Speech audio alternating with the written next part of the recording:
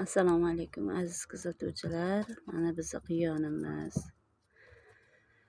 quyonimiz o'tgan oyda 9-mart kuni bolalagandi. Shu quyonimiz quyon bilan shug'ullana olmaganim uchun, avval tilini bilmaganim uchun erkak quyondan ajratmabman-da, qachon tug'ishini bilmabman. Tuqqan kuni bular eri ya'ni shu erkak quyon bilan qo'shilishib qo'yibdi-da, bilmabman-da tuqqanini ham. Mana hozir o'tgan oyda 9-mart kuni tuqqan bolalari bular.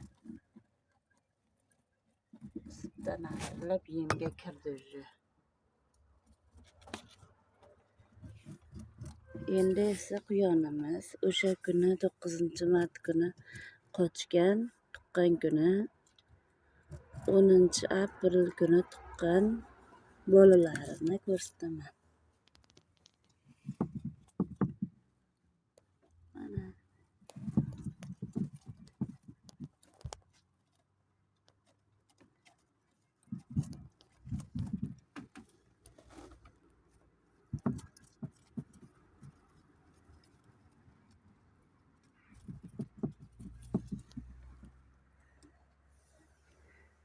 endi anglab yetganim uchun erkak quyonni shu xaslashib qo'shilishdan oldin ayirib qo'ydim. Ona quyonimiz charchab qolmasligi uchun yunglari to'kilib,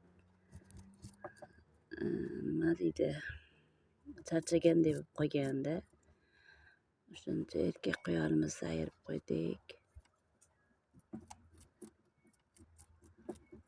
Bolalari ham sog'lom.